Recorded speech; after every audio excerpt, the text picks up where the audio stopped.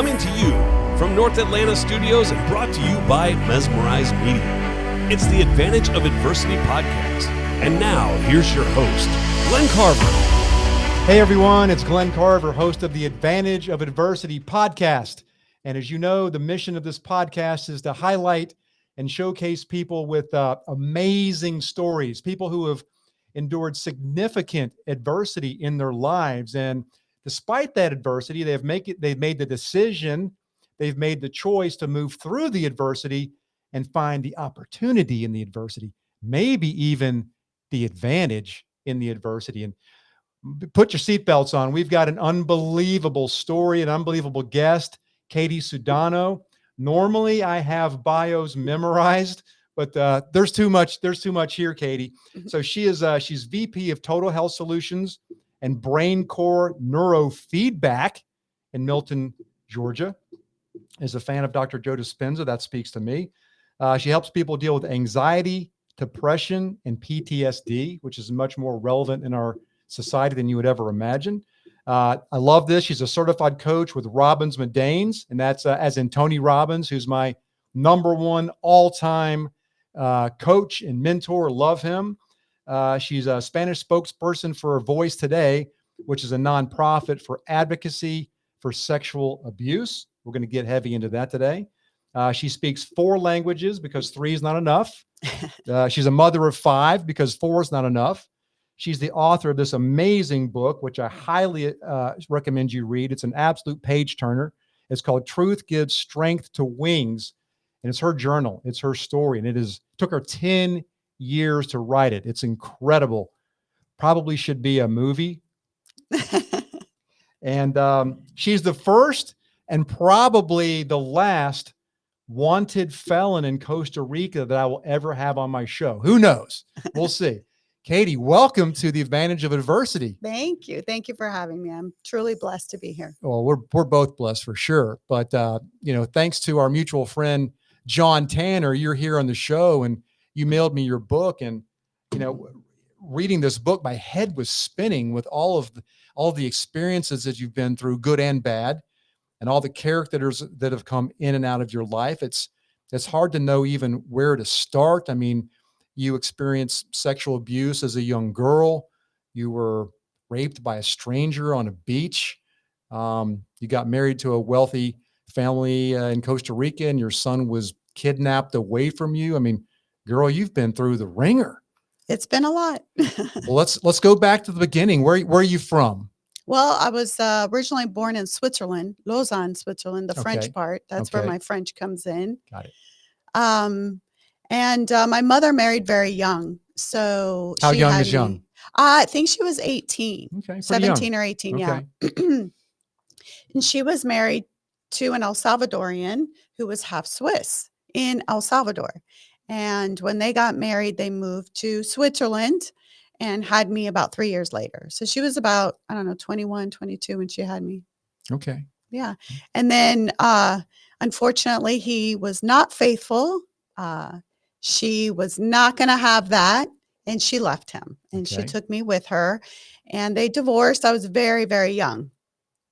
When they got divorced, she decided to go to Atlanta, Georgia, where her brother was doing his residency for, he was a podiatrist. Okay.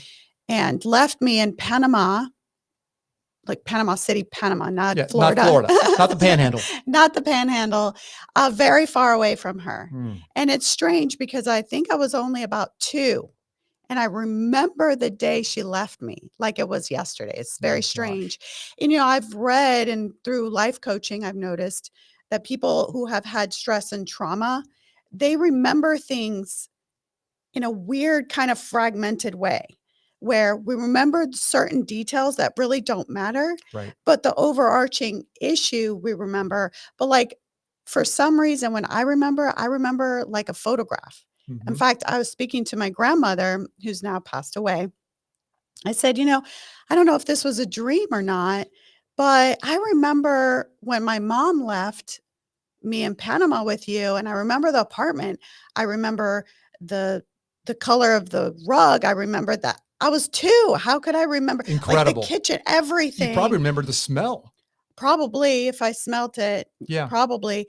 But I asked her, I'm like, was that the apartment? And this was right when I was writing the book, but this wasn't in the book yet. And I said, is that how you remember it? And she literally got me a box and showed me pictures of when I was there. Wow. And I'm like, have I seen these pictures before? Because my grandfather's notorious for having photographs put in photo albums by date and year. He's like meticulous. Sure. But these were just thrown in a box I had Okay. never seen before. Wow. And she's like, take a look. Sorry, my voice is, I'm going to try to hold it together. Take a look at these pictures. And they were exactly how I described it, Wow. which was crazy because what 2-year-old remembers Well, details like that? it's unbelievable to me what we can remember from our childhood, Yeah, especially if absolutely. it's, you help people deal with PTSD. Do you think when you were dropped off and left at 2 years old, did that cause some initial stages of PTSD for you? PTSD is a diagnosis that is I think post-traumatic stress is, again, fragmented parts of our brain to try to help cope and heal. I'm not sure why I remember that so well. I mean, I did hit my head pretty hard on the floor when I was Yes. crying. You read in the book. Yes, I remember that. So I probably gave myself a little concussion. Right. But I do know whether it's PTSD or not, whether it's trauma or not. A lot of people have a photographic memory for certain things. Like Mhm. I've spoken to a lot of survivors and they remember numbers, and like I can remember 32 numbers front and back and from the middle out. Not Wow. out to the middle, which is really weird. Okay. But like if you throw 32 numbers at me and let me see it, I can see it in my head. Rain woman. Rain woman. But that's actually a trauma response. It's not. Okay. It's something that's very prevalent in a lot of traumatic survivors. I don't want to call them victims. Okay. Yeah. Good. So I don't Good know. language. That was thank you. That was probably the first time that I experienced loss or abandonment. Okay. My mother didn't mean it. She had to go find a job. Sure. But I was just, for some reason, it was just very traumatic. And my grandparents are very loving people. They took very good care of me. And I'm sure I got over it after, a few days or so. Probably seemed pretty rough in the moment. Yeah. It was weird because I think it laid a foundation, like the groundwork for me to be a little more susceptible and Mhm. vulnerable to prey, Mm-hmm. Prey. Right. Is that kind of prey? Correct. Yes. Okay. Bad Okay. people Yeah, got it. preying on me. Yes. Yeah. I think that's what happens a lot. We're put in positions of self-doubt or worry or a little bit of trauma. Mhm. And it's like we have a neon sign, come and get me. Mm. Mm. Terrific. So let's talk about, you call him Peter in your book.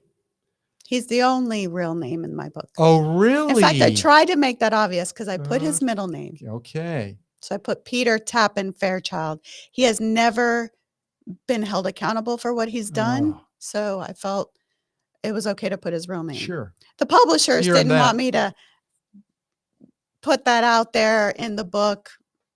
They were afraid that there would be repercussions, but I can talk about it. So let's talk about it. Yeah. Tell me about Peter. What did Peter do to you? So Peter came into our lives. I don't know the year, but I was about 4 years old. My mom married him, and we lived right here in Georgia. They worked for IBM. Heard of them? Yeah, fairly large company. He was very successful. He's a very smart man, very charismatic, tall, so he got attention when he stepped into the room. Sure. He was a master manipulator. He manipulated not only me, but especially my mom. Okay. And, a lot of people have different feelings about my mom in the book, about whether she was good or bad, but that's actually irrelevant because she was manipulated too. Okay.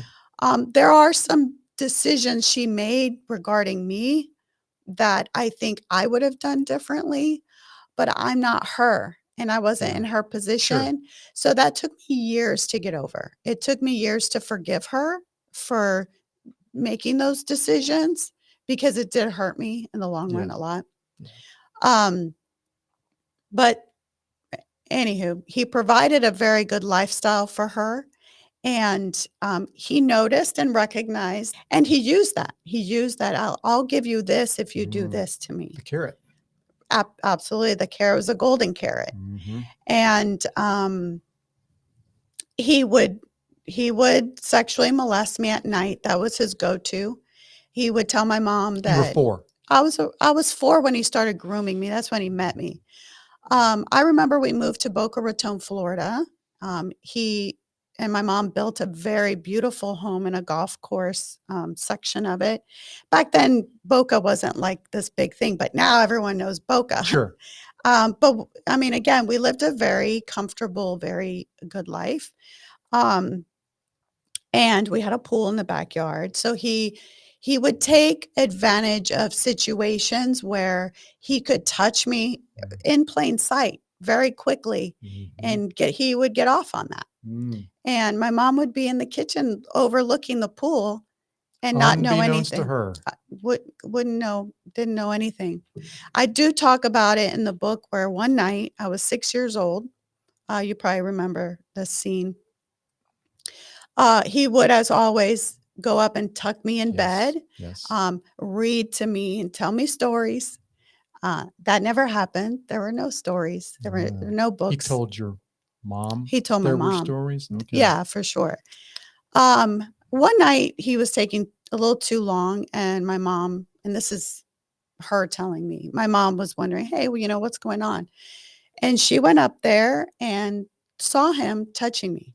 My panties were all the way down to my ankles. Okay. And, the way groomers sexually abuse this little girls or boys is they make them feel good. Sure. They touch them and do things in a way that as a young child, you know that it's wrong and you feel a little icky, but at the same time, they make you feel so good. And then there's the prize at the end. Right. Yeah, So that's clever. So it's like how I say in the book, it's a mind fuck. Yeah. Because it's wrong. It doesn't feel good as far as like your inside, but physically you respond. Yeah. And then, so you continue, and then it gets more and more and more as you go on. So anyway, she walks in, she sees what's going on. I remember her screaming. I remember her yelling at Peter, and she told me to go get in the car. And here's the thing about memory too, what I said, a photographic memory. It was, and I was 6 years old. How do I know this? I don't know. It was a white Toyota 2-door Corolla with tan vinyl in it. It wasn't leather, it was vinyl. I can smell it now, actually. Well, you're a car girl. I know I am a car girl. So I do pay attention to that. But it was a stick shift, and she was a smoker back then. I remember she jumped into the car, she lit a cigarette, she reversed it, and it was that, because she was so, real jerky. Yeah. And, she took some puffs and kind of calmed herself down. And I was sitting in the back, scared, crying, like I didn't understand really what was going on. This was late at night or later at night, so it was dark. Sure. And I don't remember, of course, the whole conversation, but some things do stick out in my mind. And that was, what he did was wrong. It's not your fault. She said this to you. She said this to me in the car. So you did nothing wrong. It's not your fault, but you have to protect yourself. Don't let him do that again. Oh, wow. And like, I know now, how do you talk to a 6-year-old? How do you protect them? How do you, she's frantic, and this thing just happened. Her husband that she has sex with is doing these things to her girl. Right. So I can only imagine like the chaos going on in her mind. Sure. But as a 6-year-old, it's like, oh, I have to make sure that he doesn't do it again. So now I feel this burden and this responsibility to protect myself and make sure he doesn't do it again. Right? No big deal. Shouldn't be that onus shouldn't be laid upon you. But that's how I took it. That's how I remember taking it. I don't think that's her intention. But unfortunately, she drove right back to the house. Yeah. And she slept right next to him that evening. He promised to get help. He promised he wouldn't do it again. And he lied. Yeah. Not only did he lie about it, he became more violent, more threatening.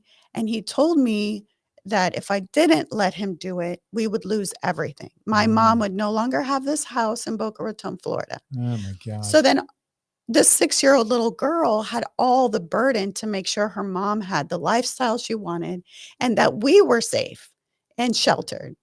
So of course I allowed him to do so many things that I know I've blocked out. Sure, of course.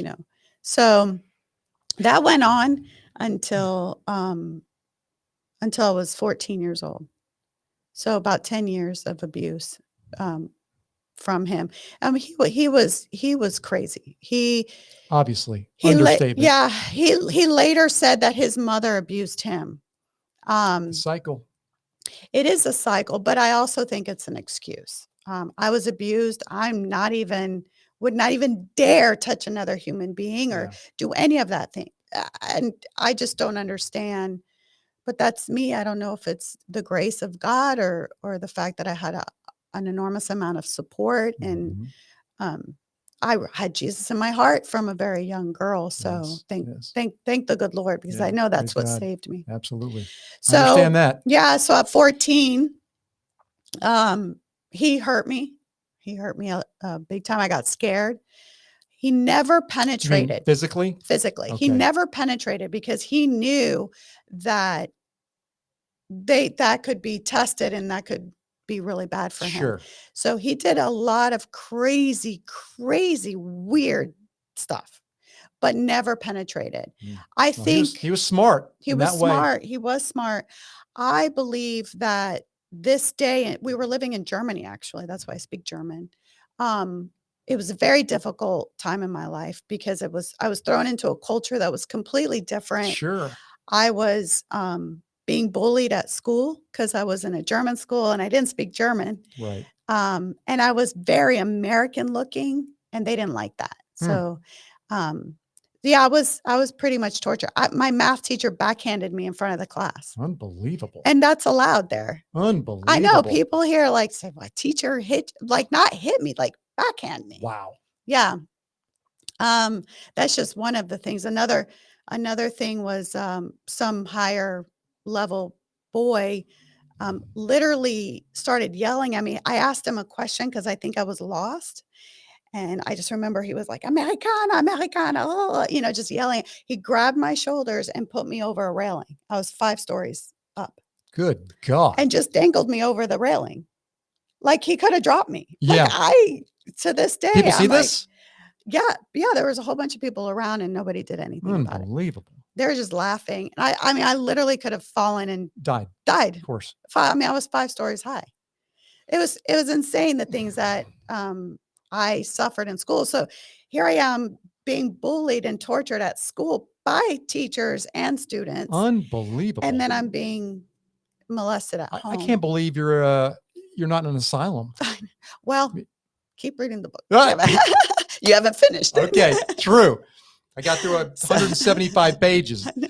So I've got a question burning in my brain for you. Sure. So as an adult and a mother of 5, when you look back on this decision that your mother made not to leave Peter or not to call the authorities, she kind of swept it under the carpet and kind of put it on you. How do you handle that as an adult? What would you have done differently if you, Katy Sudano, had been in your mother's shoes in that moment? What would you have done differently? Well, I kind of was in that moment, to be honest. So I did have something happen to my son. Unfortunately, with him is a little different because he's an adult when he told me. But there's no question in my mind I would have called 911. Yeah. I would have taken my daughter or my son and gotten them help, gotten the person prosecuted or arrested or something. To this day, he's never been held accountable. And I know I'm not the only one. I know there's others, and he's admitted to them. He's admitted to this abuse. I just don't understand that. I mean, he's that arrogant Sure. and that just confident that he gets away with stuff. For me, the whole 6-year-old thing it took me years to kind of wrap my head around that, especially when I started having children. I'm like, I would never be able to just drive back into the house. I would have never been able to sleep next to that person again. Yeah. But it was when I was 14 in Germany that took me the longest. In fact, I forgave Peter before I could forgive my mom, because when I thought he was going to hurt me, that's big. It's powerful. And I know that hurts my mom, but it's the truth. I can't sugarcoat what I went through. When I thought he was going to hurt me at 14, we were in an apartment, a flat. It was a 3-bedroom. I was at the end and my mom was in her room, and I knew she didn't feel well that day. And he was going to hurt me. I can't remember what he was doing. I blocked that out, but I remember yelling and going straight to my mom. I said, "Mom, he's been abusing me this whole time. He's never stopped. In fact, it's gotten worse." Oh. And I remember she was shocked. She was like, "What? I watched you like a hawk. I can't believe this, blah, blah, blah." And I'm like, "Ask him." And so he came in the room and she's like, "Oh my gosh, she told me this." And he's basically said, "Yeah." Unbelievable. What are you going to do about it? Unbelievable. The balls, the gall, the disgust.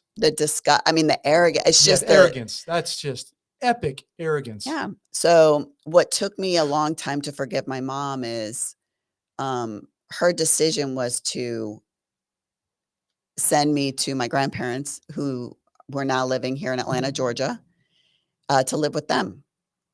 And she brought me here. She got me set up in school, and I lost a year because German school was difficult and I didn't speak German. So of course I lost a year. So now I'm having to go back a grade, which felt demeaning, defeating. Sure. I felt worthless. I felt guilty. She told me to go to school, get good grades, and don't tell anybody about the abuse. And she flew back to him. So now I'm trying to hold all this together. Yeah. I've blocked whatever he did to me out of my mind. And so that's in itself, you wonder, did that really happen? Did it not happen? Was it my fault? I'm now dirty, shameful. I feel abandoned again by my mom. Where do I go from there? And now I have this huge secret to hold on to. Yeah. It was a lot. It was a lot for a little 14-year-old girl. I mean, that's the biggest understatement of the decade. I don't know. Yeah. Like I said, I'm amazed you're not in the loony bin just from that part. Yeah, it was tough. It was tough. She ended up staying with him for 2 years after that. She didn't leave him until I was 16. Unbelievable. Wow. Well, you're an angel for your level of forgiveness. And I know that forgiveness is ultimately a gift to ourselves, but it's difficult to forgive people who have hurt you like that. It was. Actually, my mom and I have a really good relationship now. That's good. We have a relationship with very strong boundaries. But sometimes if she sees this, sorry, Mom, she does tend to hit up against those boundaries. And I've learned that, you have to accept people where they are sometimes. Yes. And I don't know that she truly understands how it has affected me. For example, she would say, I'd say, how dare that person blame this on me? She goes, "Oh, I know how that feels." And I know she's talking about me blaming her about leaving me. And, it stings. And I'm like, I could really, of course. do some. And you'd be justified. I would. But then again, it's like, okay, I have to look at where I was back then. We've moved past it. Right. I want her in my life. Sure. Like she's important to me and I love her. So it's like, I have to, in that split second, it's like, okay, I can go down this road and really go for it, or I can take a deep breath and give her grace. Yeah. And that's, God bless you. I keep giving her grace, Wow. because one day maybe she'll understand. And, Well, grace is huge. It's a big word in my life. When I was in the ICU for 96 days, all my nurses said, Glenn, and I was a rag doll. I was, atrophied down to a rag doll. And I was wondering if I'd ever walk again, or there was a 2-week period where I couldn't speak because of my tracheostomy. And they all said, Glenn, give yourself grace. Mm-hmm. So We're good for very you. hard on ourselves sometimes. We are. We are. Grace is a good word to keep in the forefront of your mind, especially when you're dealing with some sort of trauma. Yes. Yes. Well, shifting gears, car girl, trauma. Brad in the book. Should we talk about that? Or Sure, let's go for it. So Brad, fake name, pseudonym. I never knew his name. Never knew his name. I don't think I did. No, Whoever he is, he raped you. He did. At the beach. Yep. I had that neon sign on my forehead. Come and get me. I need love and I need attention. And it's funny because I was very attention seeking. I still am to a certain extent, but I think in a little different way. We all want to be heard. We all want to be noticed. And when you're dealing with so much trauma and abuse and abandonment, you just want to be heard. You want to be noticed. And I was 14? I was a 14-year-old girl. So cute guy on the beach. I was a volleyball player. I was very athletic. Yeah. I wanted to join in on the fun. Sure. Unfortunately, he had been drinking. I'm not going to excuse what happened on that, but I'm sure that didn't help. I had not been drinking. I didn't, I grew up in Europe, so alcohol wasn't this big thing I didn't care. Right. I just wanted the attention, and I got his attention. I got multiple men's attention. I believe he was there. He was a college student, so he could have been an adult. I'm not sure how old he was. But the lesson that I got from this was when he asked me if I wanted to go to the bonfire. And I said, well, I have to ask my aunt and uncle who I was with. And I went towards the condo, and, I walked into the condo, and there's the elevator right in front of me. And then there's the stairs. And this condo, you've been in the Panhandle, I'm sure, Florida. It's your typical beach condo where the stairs are on the outside of the building. They're not like internal stairs. Right.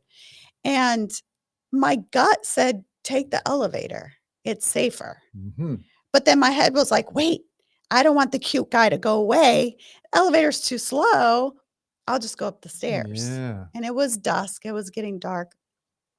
And those exterior stairs, I remember, had those fluorescent little square lights that go on automatically when it gets too dark, but they weren't on yet. So the stairwells were getting pretty dark. There were cement stairs with that metal, the little metal edging on it. Absolutely. I'd gotten up about a flight or two, and I heard my name being called, and I turned around, and it was the boy. And he's like, where are you going? And I'm like, I told you, I'm going to go ask my aunt and uncle if I can go to the bonfire. And he's like, oh, you don't have to go. You don't have to ask. Just come down. I said, no, I let me just tell them. I'm sure it'll be fine. Right. And he's like, well, let me come with you. And the next thing I know, he was just right there. Like, it was weird because my memory, I don't remember him even coming closer to me, which would have kind of been, I just remember him being there. And next thing I knew, he pushed me, and it happened so fast. Wow. Extremely forward, extremely aggressive. Oh, yeah. And it was it was in his mind, it was happening. Yeah, it was pretty traumatic, pretty violent. It was very quick.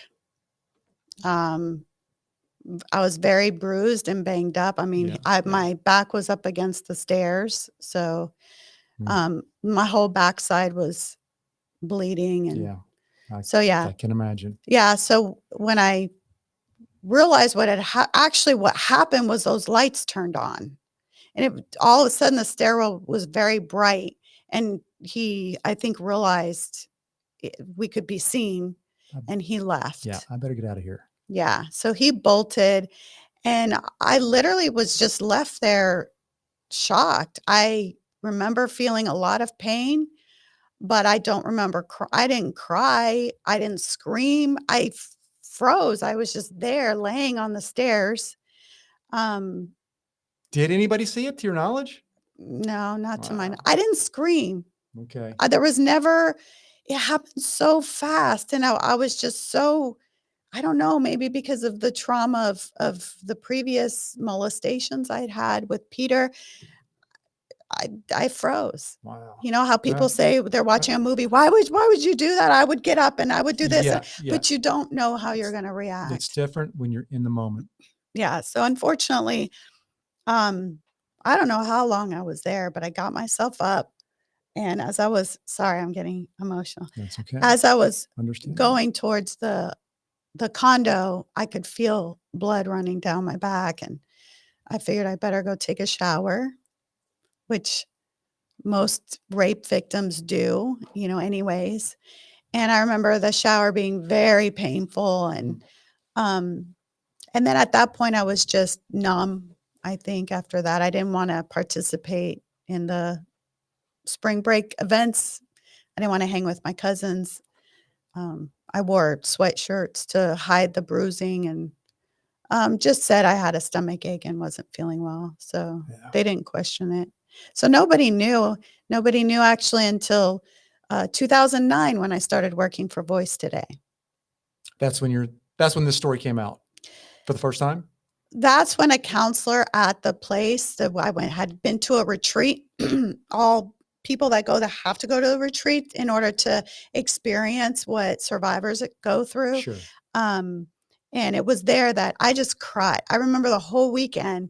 I went through boxes and boxes. I've never cried so much in my life. But it was a cry. I think it was just a release of everything, just letting it go. And so they told me, you need to tell your family. So first person you need to tell is your husband. So that was quite shocking for him to hear, because I can imagine. How did Nick take that?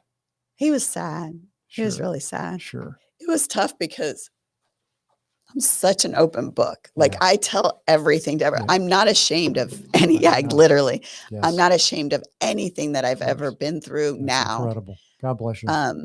But that one thing I always kept. I guess I just wanted to forget it. Yeah. Wow. Let's go back to the neon sign on your head. Because this fascinates me from an energetic standpoint. Were you on some level putting it out there? I know you were looking for attention. Obviously, you weren't looking for what happened, but you were, you're a 14-year-old attractive young lady athlete. You're looking for attention. That's fine, but yeah, I mean, absolutely. I think, unfortunately, when you're victimized at a young age, your brain, like I said, is a mind fuck. You're not sexually developed. You don't understand. So now you're seeking love in all the wrong places. Yeah. I mean, I'm just fortunate and blessed that I didn't go down the drug prostitution route. I was just going to say that. Yeah. I had the fear of God, meaning not I'm scared of you, but the reverent fear of God, that I knew there was something out there for me. I knew for whatever reason, God put it on my heart that there was something good for me. Yes. But in order for me to walk down that path, I had to walk a narrow path.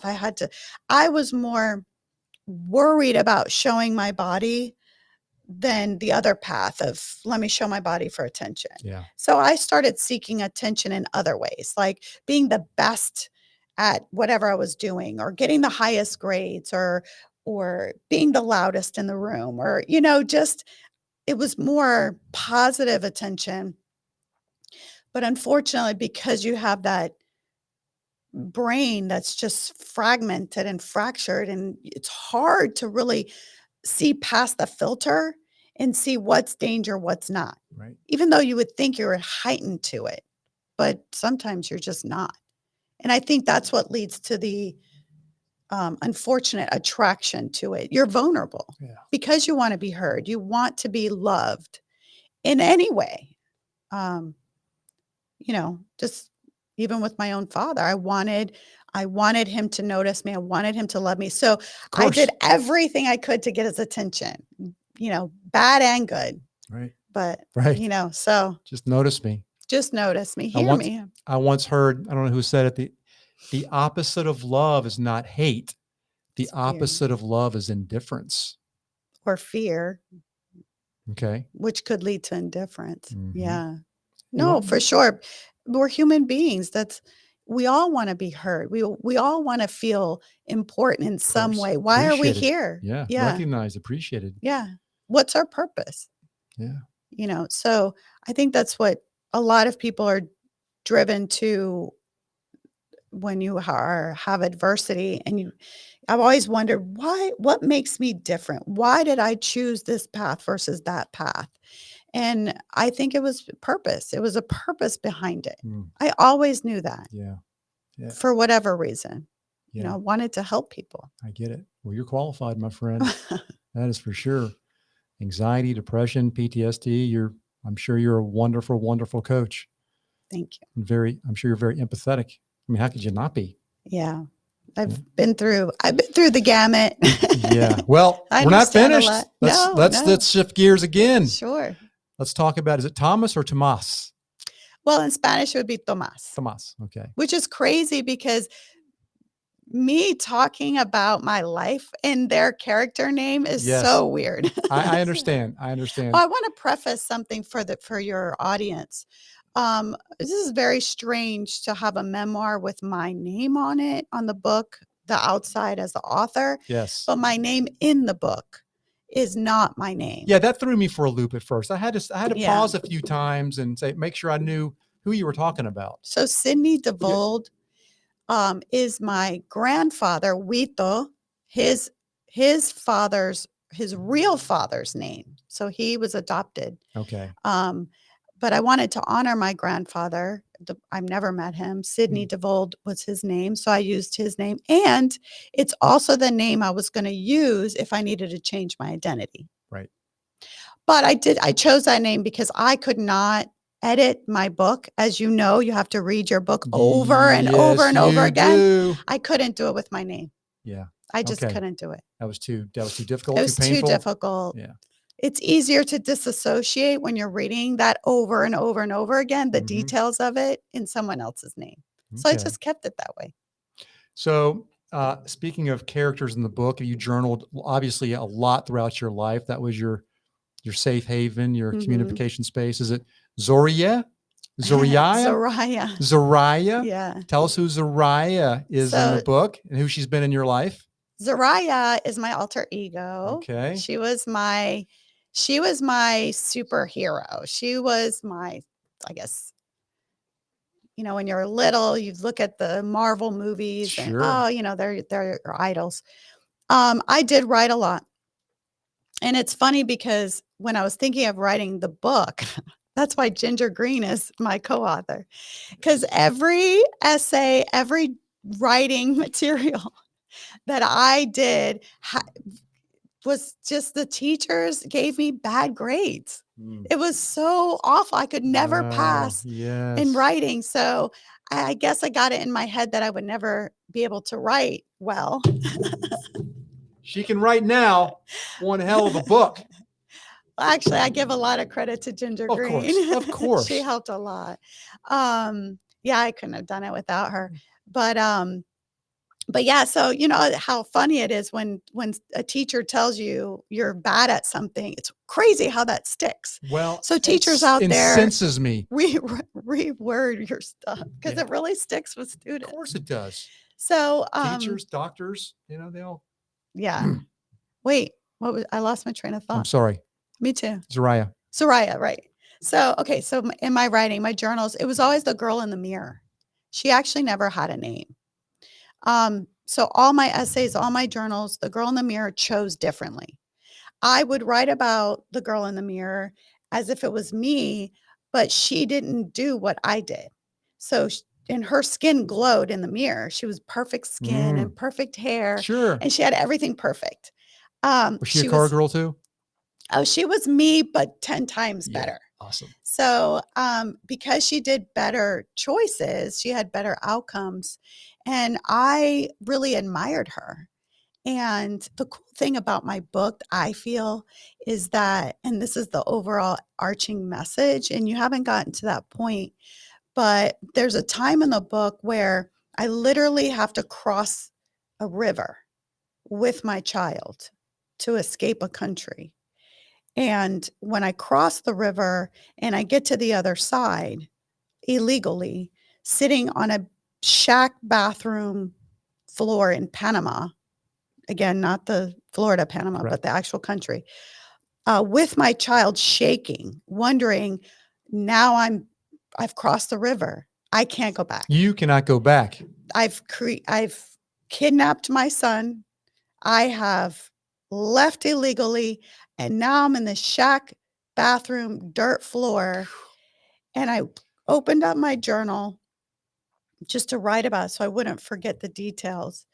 And I'm like, oh my gosh, I'm looking at my journal, and I realized right then and there that I am Zariah. I am the girl in the mirror. Yes. Because who would have done or could have done what I just did Yes. and survived it? Yes. Well, I was still had a journey ahead of me, but it was really strange how crossing that river, throwing my son into a small window to a bathroom, I didn't even know what was on the other side. Ugh. And climbing through that window and landing on this dirt floor, realizing I had all the attributes in that girl in the mirror, Zariah. She was your superhero. She was, and I realized I'm a superhero. Like, I can do this. I know, right? And that's so cool. Awesome. Awesome. So that was like a pivotal part in my life where everything changed for me. You found all your strength. Well, I recognized that God had given me all that strength. Yeah. I've always had it. Yes. And the reason why I knew so good point. clearly, the reason why I knew so clearly is because if I could see it in her, if I could recognize it in her, I have to own it. You have to, exactly. You can't have something that you can't recognize. Oh, in that's someone powerful. else. Yeah. That is so powerful. I think that's the highlight of this conversation, is that It is what you just said. So let's do a little backfill. Go back to the beginning when you met Tomas from a wealthy family in Costa Rica. Your first marriage. You were young. You were 19. I know. I can't. Oh, so I look back and I have a 19-year-old now, and I'm like, ah. Yeah. So I mean, it looked attractive to you, right? I don't think you weren't madly, passionately in love, but you saw security and you saw your future, and you were looking for a way out of your past. My grandmother, so Wita, that's her name. Sorry. No worries. So Wita's from Costa Rica. Mm-hmm. Her whole family lives there. And her dream, which I didn't know this at the time, but later, she just wanted somebody in her family, a child or a grandchild, to live in Costa Rica. Okay. Like she did. Sure. And knowing that now, it makes a lot of sense. But in kind of a manipulative way, but in a loving, it was all based off of love. Sure. She never intended for anything bad to happen. She saw Tomas as an opportunity for me to live this Costa Rican dream. Sure. That she wanted somebody in her family to live. And bonus, they were wealthy, they were powerful, they were in the government, they had land, they had banks. Check. They were well known, they were well respected. I would have married him. Yeah, absolutely. And he wasn't bad looking either, So he was a lot older than me. He was 28. Okay. Or 29. No, he was 8 years older than me. Anyways, I can't remember. But when I first met him, I was 14. That was the vacation we went on, where Peter went on, when everybody knew what he had done. And I'm sitting there going, what the heck? Yeah. Anyways, you got to read the book for those details. But he always kept in touch with me. And I thought he was a kind guy, and he was, obviously into me, but very I had much a boyfriend. Friend at first. Oh yeah, absolutely. Yeah. Well, and he was that. Kind of a cousin through marriage, not through blood, because So my grandmother's nephew, which would be my mother's first cousin, Mhm. is married to Tomas's sister. Okay. Okay. So through marriage, he's kind of a cousin, Okay. which is All right. kind of weird. Okay. Okay. So yeah, my second Weird cousin, things happen. I know my second cousin's married to his sister. So my sister-in-law, Got it. ex-sister-in-law. Got it. And then when shit went down with Peter and my mom, I moved again to El Salvador. But for spring break, as you know, I visited him to get away from Peter again. And that's when he really pushed that he wanted more than just friendship. Yes. And I kind of knew that. I mean, I'm at that point, I'm not naive to that. Sure. I just didn't realize how far he would take it, as you know, from the chapter on the mountain. Yes. Yes. Where I believe I would have been raped by him. Ooh. Because I didn't want to have sex, and he pretty much was forcing me in the car. So if you read the book, you know I was on an overlook. That's right. That overlook had a cliff that was just straight, sheer down, overlooking the city of San Jose. And as he was forcing himself on me, I remember disassociating myself. Like I got out of, again, froze, but my brain went somewhere like, literally, please God, don't let this happen again. Right. I don't want to have sex with him. I don't know why he's forcing himself on me. He like, stop. Yeah. And I remember just frozen. And I was like, well, he's not stopping. Where are you, God? You know, you're supposed to protect me. This wasn't supposed to happen again. And I think just as things were going to go in very much in that direction, he was on top of me. This huge light filled the car because we were in the car in the overlook. And I remember seeing white light everywhere. And I'm like, Wow. yeah, I'm like, oh my gosh, is that God? Because Of you think course. of white light, Of you know, it was course. just, and I remember it was so bright. And all of a sudden the door flung open and he was whooshed out, like just out. And meanwhile, I'm thinking, oh my gosh, it's God's here. He's Sure. helping me. Right. And then I was whooshed out. And then I realized, oh shit, this isn't good. This isn't God. No, it was definitely, well, I mean, he was there. Right. He was there. There's no doubt in my mind. Okay. But there were about, I would say, 8 men.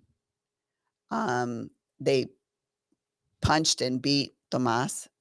They were ripping my clothes off. Oh God. Ripping everything off and taking my jewelry. And then all of a sudden they were backing me up and I was getting closer and closer to the edge. Unbelievable. And I Of the remember overlook. of the overlook. Yeah, like the cliff. Yeah. And they were taunting me, and one was saying in Spanish, oh, just, you know, let her fall, let her, or just scare her, or do this. And the other one was like, no, let's have her first and then throw her off. Or, I mean, it was just like, I remember shaking and just thinking, how am I here? Yeah. Like, what is How this is this again? happening? How is Right, this right. happening again? And then as they were punching Tomas, somebody got his wallet and read his name and realized who he was. And all of a sudden, I guess the ringleader or whoever, and remind you, they had their cars, they were all trucks, and all their highlights, beams were on us. So they could see us. I couldn't see them because they're, you know, backlit. So they were all like shadows, black. All I saw was black figures. And I just remember them saying who he was, and we need to get the Wow. F out of here. Wow. Because he's going to find out, and we're going to, you know, we got to go. Powerful family. Yeah. Like, I don't know what, I feel like it was divine because I didn't think they were that powerful. Like, but obviously he was well known. Well, you didn't get raped again, and I you did didn't not. get thrown over the cliff. So I'm here. So. you're here. Unbelievable. I know. I remember being on the edge, and Tomas just came running to me and just grabbed me. And we sat there. I was freezing cold. I remember being freezing cold. Now this is Costa Rica. Mhm. So obviously now I know I was in shock. And he told me to keep it a secret. So here I am again. And I told him, I said, I can't keep another secret. You need to find these guys. You need to hold them accountable. I can't deal with Oh my God. something that happens and they're not held accountable. And I can't hold the secret. Like, please don't do that to me. You're done with secrets. I was done with secrets. Yeah. And he's like, no, you can't tell anybody. We're going to get in trouble. So, and then that led to my nervous breakdown. I ended up in the hospital on that trip. My mom got mad because I missed my plane. She thought I was being dramatic. Oh. So I was like, okay. Yeah. So It's just amazing to see you glowing like you are now, knowing what you've been through. I mean, most people would just be, they'd be suicidal or you know what it is? drug addicts or. But now I'm so healed and over it. It's almost like I'm talking about somebody else. Yeah, I get that. It's not really, I don't feel those feelings. So I can't, that's why I can talk about it with conviction and with healing eyes versus a victim mentality. Okay. But the crazy thing is that people, that's why I had to write the previous stuff that happened to me, because my intention was never to write about the abuse. Never. The book was about how I left the country legally and kidnapped my son. Yeah. But in order to talk about that, you had to understand, why did I marry this guy after all this had happened? Yes. So you did marry him. I did. I married Let's him. keep progressing. You married him. You got pregnant. You had Marco. Mm-hmm. And then the family disowned you. Is that?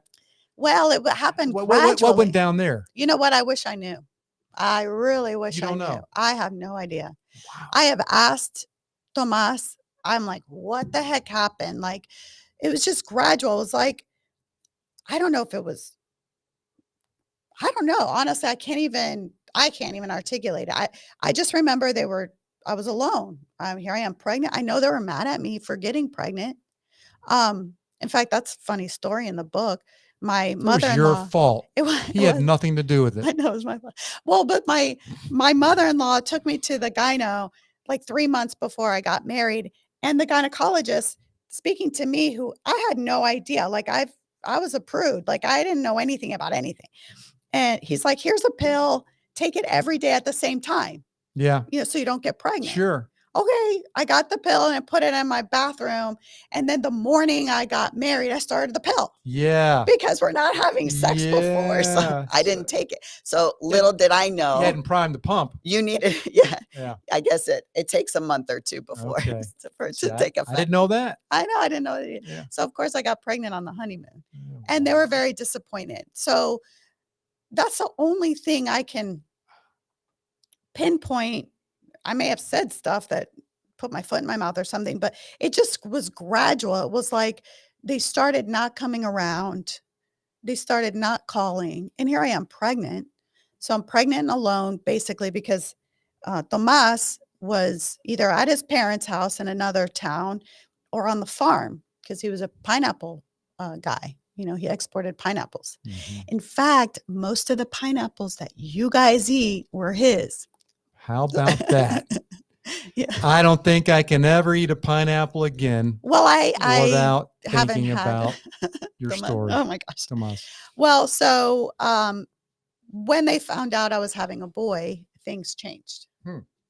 All of a sudden I was important again because I was the first name carrier, whatever you call it. Right. So it just, I don't know. I had the baby. He wasn't there. I was mad and he didn't come around. And it was like he was living his life and I was trying to figure everything out. But again, God came through. My mom, now she's divorced Peter. She married this other guy who I named Hugo. He was a little upset at me. He didn't like that name, but well, it's okay. I know. Hugo and my mom were married in Georgia. He worked for Coca-Cola. Okay. And they transferred him right when I was about to have a baby to Costa Rica. And he's Costa Rican. So I had my mom again while I was going through all of this. And so she could see what was going on. and she could help me with the baby too. If I recall in the book, either he told you or his family told you that they're keeping the baby, they're keeping Marco. We're going to tell him that you died during childbirth. Mm-hmm. So no, yeah, or something. Something They like just that? said that I'm going to die. They said, you're American, you're young, go live your life. Forget you had a son, leave him here. We'll raise him. Unbelievable. We'll tell him you died. Yeah. And he was 11 months old at the time. I mean, even if he was 1 day old, there's no freaking way Of course not. that I would allow anybody to do that. So they knew that I was a little stronger and more convicted. Being a mom, things change. Yes. Your little mother bear comes out. Absolutely. And they're like, oh, who's this girl? You know, she was different. So they just decided to take him. And now, is that considered kidnapping? yeah, well, I mean, in my book, it's kidnapping. Mine if you too. don't let a mother see That's their child, kidnapping. that's kidnapping. Yeah, that's kidnapping. According to the law, it was a little gray, wasn't so black and white. Mhm. They were like, you do what you need to do, but you're not getting him because we're who we are and we have Yes. money and power. And who are you? You're nobody. Well, I showed them because Good for 4 you. weeks later, I got him. Unbelievable. Legally, I got him. Yeah. And they were very upset about that. Of course. I have no doubt. They were so upset about that they had a psychiatrist that I was seeing unbeknownst to me, deposed to a court of law, to a judge, and say that I was mentally incapable of taking care of not only myself, but of a child. He was a very known psychiatrist, and he recommended to the judge that I be institutionalized forever. So not only that, I was This receiving is a death damn threats. movie. Well, you know, the thing is, you have to understand, when I got Marco, Marco, I almost said his real name. When I got Marco back, it was all over the news. I had reporters following me. I had TV people following us. Where were you at that moment? That was 4 weeks into him being gone, and I had gone with my lawyer to go pick him up at the town that my in-laws were at. What country? Costa Rica. Okay, got it. Yeah. I'm trying to keep up here. Yeah, it's a lot. But it was everywhere. It was all over the newspaper. It was on the news. They were very embarrassed because he came out, Tomas, and said, you have no authority. You can't have him. And we showed him the papers, and he still didn't want to go. So my father-in-law came out and, what's all this? You can't be on my property. So they said, well, if you don't believe us, go to the judge downtown in the little town it's called Grecia. And they're like, yeah, we'll go see the lawyer because the lawyer's friends with my father-in-law. I call him Otto in the book. They thought, no big deal. Basically, we go in, the judge. So get this, another God moment. You haven't read this part of the book, but my lawyer used to be a judge and he retired and he just wanted to practice law. And so he appointed the judge in Grecia. Otto didn't know that. Otto thought his buddy was going to be on his side, but little did he know that my lawyer appointed this guy. Unbelievable. Or had him, or whatever, I don't know how they do things. So Tomas walks in the room like, I'm keeping my son. She's insane. She's not getting the kid. And the lawyer goes, no, actually, this is a legal document from downtown San Jose. It overrides. Curveball. Yeah. So he ordered that if he doesn't give the kid back, that he will be reprimanded and put in jail. So we went back to Grecia. Meanwhile, all the reporters are following us. And his estate was like gated and sprawling and huge and beautiful. And so they're on the gates with all the cameras. I mean, I remember looking back and the whole town was just reporters. Wow. So that was very embarrassing to the family. And that's when I received death threats. And that's when I received the deposition from the psychiatrist. And that's when I went to my lawyer and said, how am I going to fight this? Yeah. And he said, you can't. Mm. You're done. And I'm like, no, I'm not. There's got to be a way. Yeah. And that's when he said, the only way out of this is to hire a coyote. Is a coyote. Mm-hmm. Those are people that bring people across the border. Yes. And he said, it's dangerous. You could be in prison for the rest of your life. You could be killed. You could be raped. I mean, there's so many different things that could happen to you. I said, well, I'd rather that than be institutionalized for the rest of my life. Yeah. So Yeah. that's what happened. And Woo. that's where the story gets really crazy. And how that, and I describe moment by moment how I left the country with him. Wow. Okay. So we're going to leave it at that. Mhm. We're going to leave some intrigue for me to finish the end of the book. Yeah. And for our audience, just unbelievable. I mean, I just think this is a screenplay. I mean, I can't believe it's me. Like Right. I do have to say, I know this is spoiler alert, but I Okay. have to say this because, I talk a lot about God and faith and how he works in our lives. Yes. I know about that. This is the crazy part of it. So when I got to the United States, and I'm not going to get into the details, but I did see an international lawyer. Thanks to my father, he helped me out. They reviewed all my papers. They listened to my whole story. I needed to know what the ramifications were for me being in the United States. You have to remember, I am a United States citizen. Yes. I was born Swiss, but I had dual citizenship. And my son, luckily, is an American born abroad, thanks to my grandfather who knew the ambassador at the time of Costa Rica. Mm-hmm. So that's how we were escaped a little easier. And he was also Swiss. So he had 3 passports. Mm-hmm. Wow. The lawyers reviewed everything. And then we went back into the office. And it was crazy that we were in a boardroom and his whole partner, everyone was sitting there. And it was just my father and I, and then Marco on the floor eating crayons. I remember that. I don't know why that's relevant, but I remember he was eating crayons. And what's wrong with that? I still eat them. I didn't want to stop him because he was quiet. And I'm like, well, I hope he doesn't get sick. But, I needed to know what the lawyers were saying. And, these guys were bigwigs. These aren't little international lawyers. I mean, we're in New York in some big building. He was sitting there, and I remember he took off his glasses and he kind of was like this. And I'm like, just sink. Oh gosh, yes. And I'm like, oh, okay, what, am I going to have to go into hiding? Am I going to have to change my identity? Am I going to be sent back? I mean, I didn't know what was going to happen. Sure. My father was in French, was reprimanding me in French and it was just a crazy scene. And then all of a sudden he's shaking his head and you feel doom. And he's like, I have never heard a story like this. And I'm like, okay, so tell me what's going on. And he's like, and I don't know what angels you have on your side. Oh, wow. He goes, but you are the luckiest. Basically, he called me a son of a bitch, but he meant, right. You're the luckiest bitch on this planet. And I'm like, okay, that's good. So why? Yeah. Why? He's like, every single Central American country signed a treaty from Ronald Reagan back in 1986 called the Hague Treaty. You may have heard of that. Treaty. Okay. HAUG.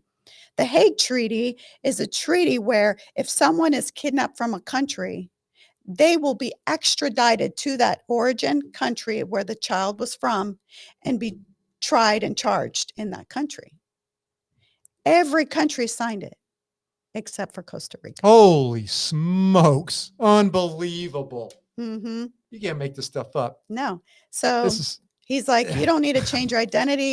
You can live in the United States clear and free. You just can't get married because you're married in Costa Rica. Unbelievable. So yeah, it's crazy. It's crazy. It's bizarre. That's when I knew without a shadow of a doubt that God had a big plans for me and for Andre. And, yes, it's tough because we have tough days still. And I still get triggered from my past trauma. How could you not? And life is tough for everybody. Yeah. But I have to remember and keep that. And that's what keeps me going, keeps me positive, is that out of all of this could not have been for nothing. Something has to come of it. And for God to have my back and have everyone's, I'm not the only one with a story, everybody, you have an amazing story.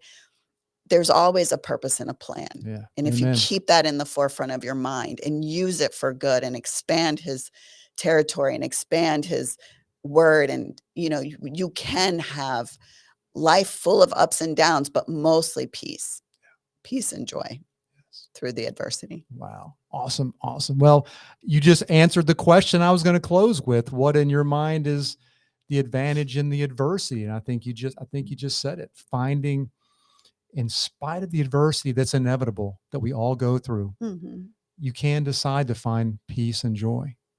And forgiveness. Yeah. Woo. You may have to coach us on that one. Well, I think in the Bible it says 7 times 72 or something like that.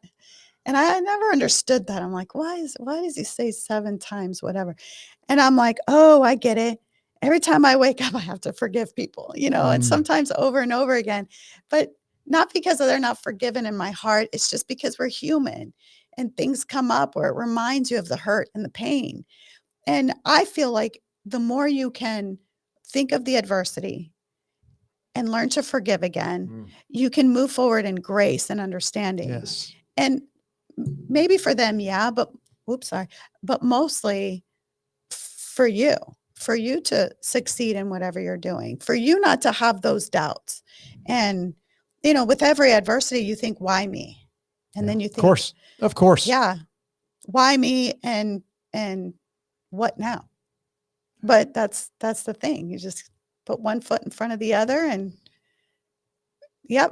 keep going. That's going. Right. Yep. Absolutely. Well, Katy, this has been unbelievable. Thank you so much for having me. Thank you for being so vulnerable and transparent and honest. And I truly believe in every fiber of my being that when we're completely vulnerable and honest and transparent, that's how we help other people. And that's why you're doing what you're doing in your career. And it's phenomenal.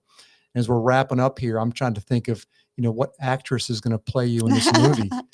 I like Selena Gomez. I think she would be a cute 20-year-old. Yes, she would. Although I have to get the movie started because she's getting older. Right. That's right. Let's get this thing started. I've got some connections. Well, I know who's going to play Eric. Okay. Have you read Eric? Yeah, you've read Eric. Oh yeah. Jonathan. Ooh. He's going to be Eric.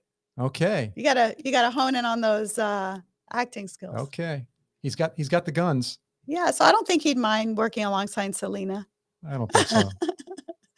Yeah. Well, this has been a phenomenal joy for me, and I can't wait for this to release so everybody can hear you and hear your story and read her book. It is phenomenal. Thank you so much. Truth gives strength to wings. Thank you. And if you could, I don't know if you can or if you're willing, but a lot of times people, they hear stuff like this. They're like, yeah, you're great. You're an inspiration or whatever. But what about me? What now? There are some great nonprofits. Unfortunately, Voice Today is no longer in operation. Okay.